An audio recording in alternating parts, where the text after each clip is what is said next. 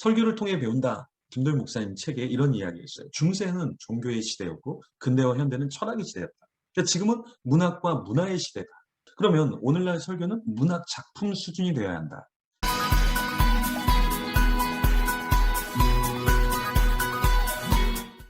그래서 설교자가 설교를 이렇게 적고 설교를 계속 수정 보완을 해야 되는 이유가 무엇인가? 문학 작품은요, 그냥 한 번 생각한 걸 쭉 적은 게 문학 작품이 아니잖아요. 적고 다시 도입. 도입만 몇 번을 찍고 다시 또 다시 또 다시 또 다시. 이게 문학 작품이 탄생하는 거잖아요. 그러니까 설교도 마찬가지예요. 아, 이렇게 하면 될까? 아, 이 그림을 쓰면은 좋을까? 이 예화를 쓰면 좋을까? 아, 이런 질문이 도움이 될까? 이걸 계속해서 고민하는 작업이 있어야 한다. 그래서 오늘이 월요일인데 주일날 할 설교가 여러분 뼈대가 다 장착이 되셨어요? 설교가 준비가 되셨어요?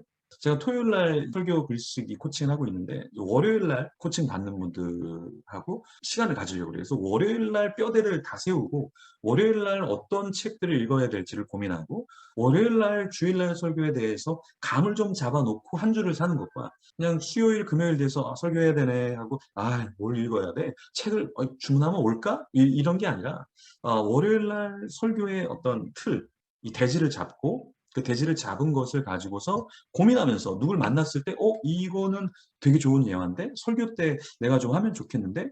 약간 좀 이런 생각을 하는 그런 준비가 좀 필요하지 않을까. 그래서 제가 아까 묵상을 되게 중요시 여러분에게 말씀을 드렸는데, 묵상이 왜 중요한가? 이미 설교를 지금 하는데 1년 전에 묵상이 다 돼 있는 거예요.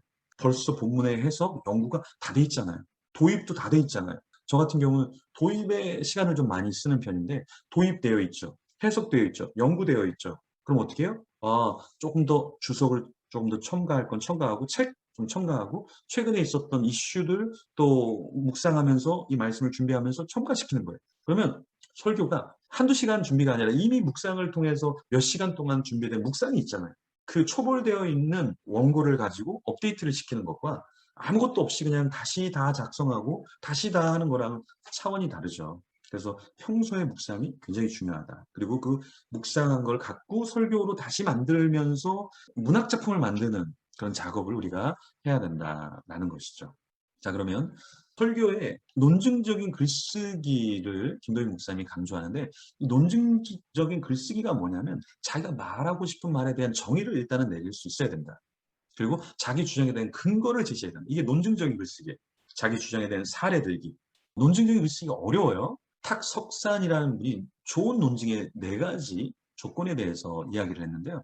전제와 결론이 관련이 있어야 된다. 도입과 결론, 본문이 다 관련성이 있어야 돼요.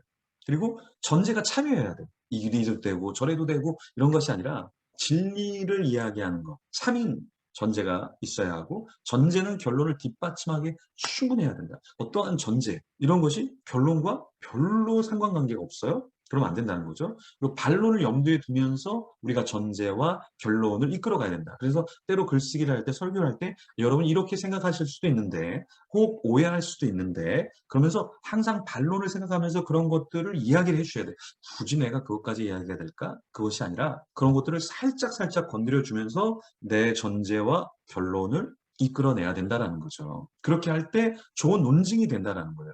진화론이 한참 부상될 때 진화론자와 기독교 목회자와 논쟁이 붙었죠. 1920년대 원숭이 재판이 있었는데 진화론 재판이었죠. 그때 누가 이겼냐면 진화론자가 이겼어요. 왜? 법정에서 싸우는데 막 법정에서 논쟁을 하다가 진화론자는 성경도 읽고 진화론에 대한 책도 읽었고 근데 거기에 나왔던 목회자는 성경만 읽은 거예요. 그러니까 법을 판결하는 판사가 이 사람은 다 읽고 이 사람은 성경만 알고 성경에 대한 이야기만 하고 결국에 누구의 손을 들어주냐 저쪽의 사람의 손을 들어준 거죠.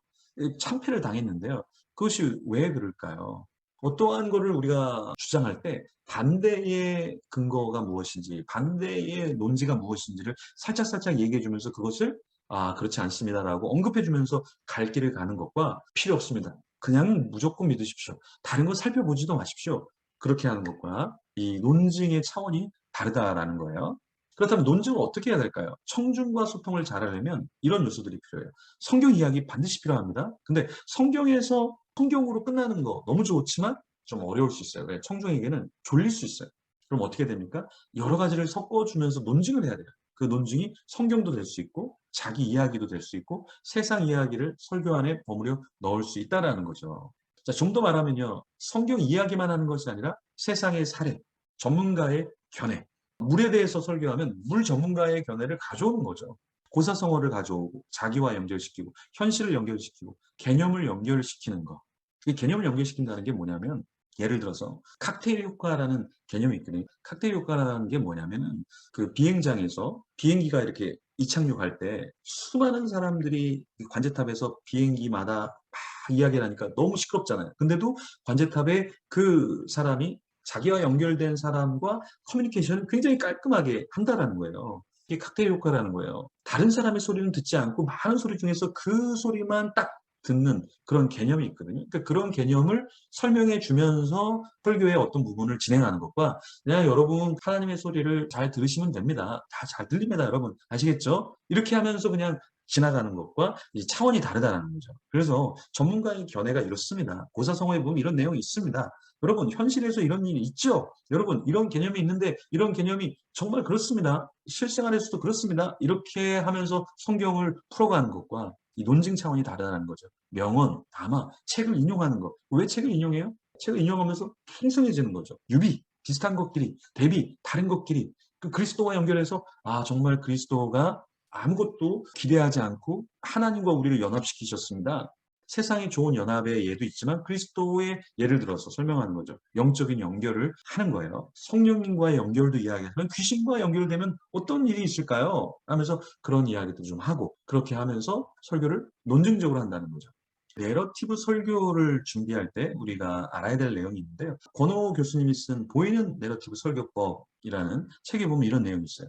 내러티브 설교란 무엇일까? 내러티브라는 거는 신구약 본문에 내재한 이야기 형태의 장르적 특성을 파악해 플롯 형식으로 메시지를 구성하고 전달하는 설교법이다. 내러티브 설교에 대한 정의인데요. 그 내러티브 설교라는 것이 무엇이냐? 이야기와 내러티브의 차이를 보면 되는데 이야기는 어떤 사건이 발생하는 걸 그냥 제시하는 게 이야기예요.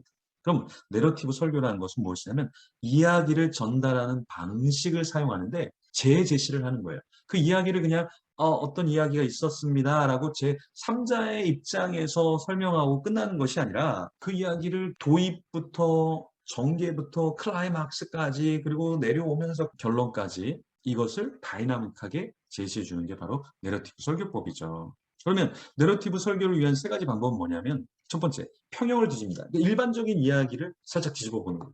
그리고 모순을 분석하는 거예요. 여기에 모순이 있네요. 해결의 실마리를 살살살 드러내는 거죠. 그리고 복음을 경험하게 하는 거죠. 이 스토리를 통해서 여러분 무엇을 경험했습니까? 복음을 경험했습니까? 그러면서 이 스토리를 통해서 뭔가 듣는 사람들이 감동을 받게 하는 거죠. 그 결과를 기대하게 하는 이 방법. 그래서 이 내러티브 방법 중에 이런 방법을 역동성이 빛나는 로우리의 방법이에요. 로우리가 이렇게 내러티브 설교를 하면 좋다라고 제시를 한 겁니다. 그다음에 윌슨의 방법은 명료와 연관성이에요. 그래서 윌슨은 이렇게 해요. 첫 번째 본문에 나타난 문제를 제시하는 거예요. 그리고 이 세상에 있는 문제를 제시하는 거죠. 다시 본문에 나타난 하나님의 행동을 제시하는 거예요. 그리고 이 세상에 나타나는 하나님의 행동 틀을 제시하는 거예요. 그래서 로우리의 방법과는 조금 다르지만 윌슨의 방법은 뭐냐? 본문 그리고 이 세상. 본문, 하나님, 그리고 이 세상에 나타난 하나님. 이런 것들을 계속해서 교차로 대비시켜서 스토리를 만들어내야 가는 거죠. 이게 내러티브의 방법이에요. N기법이라는 게 있는데 이 N기법이라는 건 뭐냐면 내러티브 설교의 시간과 구성과 관련되어 있는 건데요. 1단계는 본문을 묵상하고 연구해요. 중심 메시지를 발견을 해요. 그리고 연관성을 놓아요. 적용점을 제시해요. 설교 전달 방법을 결정하고 설교문을 작성하는 걸 우리는 N기법 방식이라고 이야기를 해요. 이 내러티브 설교 구성을 위한 6가지를 제시하는데 이런 것들을 제시해요. 본문의 시간을 전개한다. 위기를 보여준다. 그리고 본문의 시간을 오늘날로 연관 짓는다. 위기가 오늘날의 위기임을 느끼게 해주고 본문에 나타난 하나님과 믿음의 반응을 보여주는 거예요. 그리고 본문에 하나님께 필요한 믿음의 반응을 제시해 주는 거죠. 이게 내러티브 설교 구성을 위한 6가지의 팁인데요. 본문의 시간을 쭉 시간별로 전개를 해주는 거예요. 그러면서 뭘 보여줘요? 위기의 장면들을 쭉 노출시켜 주는 거죠. 그러면서 오늘날 나도 저런 거 겪는데 하고 연관을 시켜주는 거고 그다음에 그 위기가 오늘날의 위기구나. 나도 똑같은 위기를 겪고 있구나. 그랬을 때 하나님과의 믿음을 반응을 제시해 주는 거죠. 그리고 하나님께 반응을 나도 어떻게 해야 될까 생각하고 결단하게 하는 거예요. 예를 들어서 룻이라는 여인을 보면 룻이라는 여인이 있기 전에 나오미, 그 나오미의 가정, 그 가정이 어떻게 모압 땅으로 갔는지, 그래서 거기에서 어떤 위기를 겪었는지, 그리고 그 위기가 오늘날 나도 경제적으로 힘든데, 생활하기 힘든데, 사랑하는 사람을 잃었는데, 이런 걸 연관시키면서 아 나에게도 위기가 있구나. 근데 믿음의 사람들이 이렇게 반응을 하다니 아 나도 하나님께 이렇게 반응해야 되겠구나. 룻처럼 아 나오미를 버리지 않아야 되겠구나. 아 룻처럼 나가서 일을 하면서 그 시어머니를 먹여 살려야 되겠구나. 이러한 믿음의 반응을 제시하는 것. 이렇게 내러티브를 구성하면 좋다라는 것이죠. 자, 명쾌한 내러티브 설교의 틀 2ST 기법이라고 하는데요. 이 기법이 N 기법보다 훨씬 더 진화된 방법이에요. 첫째, 이 2ST 기법의 기본 토대는 구성인데요. 이 N 기법은 대부분 귀납적이에요. 그래서 쭉 가다가 마지막에 결론이 나오는 귀납법이에요. 원 포인트예요. N 기법은 메시지 구성의 치밀성은 있지만 이렇게 단순화되어 있어요. 근데 이 2ST 기법은 뭐냐면 귀납과 연역을 섞어버려요. 그리고 여러 가지 포인트를 줘요. 메시지 구성의 명료성을 유지를 하죠. 이게 바로 2ST 기법이라는 거예요. 자, 그랬을 때 구성 방법은 전환 문장을 사용해요. 그냥 평이한 게 아니라 갑자기 어떤 사태가 있다라는 것을 전환 문장을 사용해 주는 거죠. 영적 진리를 대지 형태로 제시해 주는 거예요. 이런 진리가 있습니다. 이렇게 앞에 이야기를 요약하고 중요한 부분을 심화시키는 방법. 네. 그냥 이야기만 전달하는 것은 그냥 이야기예요. 내러티브는 그 이야기를 요약하면서 중요한 부분을 드러내주고 심화시키는 거죠. 연관성을 놓고 적용으로 빠져나오는 거예요. 이게 내러티브의 특징이죠. 본문이 살아나는 내러티브가 설교를 위한 팁 세 가지. 상상력이 있어야 돼요. 내러티브는 그냥 갔습니다. 만났습니다. 끝났습니다. 설교를 마치겠습니다. 이렇게 하면 내러티브 설교가 꽝이에요. 내러티브 설교는 상상력이 좀 있어야 돼요. 그리고 본문 읽기에 힘이 있는 설교가 돼요. 본문을 이렇게 볼 수 있구나. 본문이 이런 뜻이었구나. 이런 것이 좀 드러나야 되죠. 그리고 본문이 느껴지는 그 느낌을 전달해야 돼요. 이 나오미가 진짜 힘들었겠네. 이런 걸 느낄 수 있어야 돼요. 이 보아스가 나이가 많은 사람이었구나. 근데 소녀 같은 룻을 보고 어떤 고마움이 있었을까? 룻은 굉장히 과부로 혼자 살 때 힘들었을 때 보아스가 저렇게 해줬을 때 룻은 어떤 고마움을 느꼈을까? 약간 이런 것들을 좀 전달할 수 있는 내러티브여야 한다라는 거예요. 그냥 이야기식으로 아주 무미건조하게 하는 것은 건강한 내러티브가 될 수 없는 거죠. 네. 그래서 여기까지 다양한 설교에 대해서 이야기를 나눴는데요. 저는 설교를 여러분들이 하는데 이런 내러티브 기법도 좋고 묵상도 좋고 성경 하브르타도 좋고 여러 가지 창조적인 방법도 좋은데 일단은 여러분들이 갖고 있는 틀은 있어야 된다. 그러니까 틀이 없이 그냥 이 설교는 이렇게 저 설교는 저렇게 그냥 생각나는 대로 설교 끝났네 이게 아니라 여러분들만의 틀이 있어야 돼요. 설교의 틀이 있어야 돼요. 저는 성경 하브르타 코칭 방법을 좀 많이 사용을 하는데요. 여러분에게 3대지의 전달 방법도 굉장히 좋은 것 같아요. 하나의 단락, 거기 안에 하나, 둘, 셋의 어떤 내용, 두 번째 큰 단락에 하나, 둘, 셋 단락, 그리고 또 세 번째 대지에 또 하나, 둘, 셋 이런 단락. 저는 이런 것이 설교자에게도 좋고 듣는 사람에게도 상당히 좋다라고 생각을 합니다. 그리고 또 한 가지, 저는 이렇게 3대지를 준비를 했었는데 첫째 단락에 1, 2, 3이 있는데 그 1, 2, 3을 다시 1, 2, 3으로 만드는 거예요. 그리고 두 번째에 작은 대지에 또 1, 2, 3을 만드는 거예요. 그리고 또 3에 1, 2, 3 만들고 또 큰 대지에 1에 1, 2, 3 만드는 거예요. 그러니까 이런 기법을 사용하면 어떻게 되냐면 큰 대지가 3개가 생기죠. 그 3개 안에 또 3개가 생기죠. 그럼 전체가 9개가 되죠. 그 안에 또 3개씩이 있어요. 그러면 27개의 포인트가 만들어지는 거예요. 근데 이 포인트를 만들다 보면 내가 관찰해야 되고 포인트를 만들려고 하다 보면 연구하게 되고 포인트를 만들려고 막 하다 보면 묵상을 하면서 성경의 본문이 이런 뜻이었구나. 이런 신학적인 내용이 있구나. 이런 교리적인 내용이 정리를 해야 되는 거구나.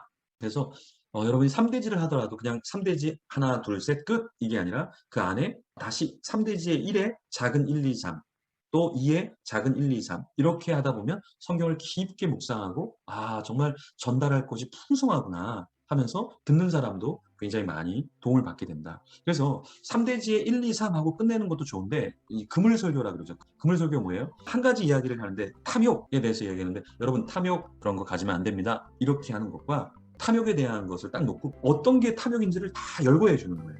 여러분, SNS에 좋아요를 너무 좋아하는 것도 탐욕일 수 있습니다, 여러분. 그걸 얻기 위해서 인위적으로 뭔가 여러분들이 돈을 너무 많이 쓰는 거, 또 인기를 위해서 막 사람들을 동원하는 거, 그것도 탐욕일 수 있습니다, 여러분. 그래서 SNS에서도 너무 탐욕을 부리지 마시고, 음식에 있어서도 탐욕을 부릴 수 있습니다. 너무 많이 드시지 마시고, 옷에 어떤 분은 탐욕이 있을 수 있습니다. 여러분, 옷에 탐욕을 갖지 마세요. 그리고 여러분, 너무 인기에 대한 탐욕 갖지 마세요. 재물에 대한 탐욕 갖지 마세요. 어떤 쾌락에 대한 탐욕을 갖지 마세요. 여러분, 인맥에 있어서 너무 탐욕적으로 많은 사람과 사귀려고 하지 마세요. 탐욕이라는 하나를 갖고 금을설교라는 것은 그 여러 가지를 언급해 주면서 나는 어떤 탐욕에 빠져 있는가를 한번 생각할 수 있도록 해주는 거. 그러면서 설교를 그렇게 준비하고 그렇게 전달하는 거, 이런 것도 설교에 있어서 굉장히 좋습니다. 설교자는 한 가지를 이야기하면 청중은 한 가지만 듣는 게 아니라 여러 가지로 생각을 하면서 듣긴 해요. 하지만 조금 더 많은 것들의 포인트를 주면 조금 더 많은 포인트의 적용과 생각해 볼 점들을 고려하게 되죠. 그래서 설교자가 더 그물설교를 해주는 것도 상당히 좋다라고 볼 수 있습니다.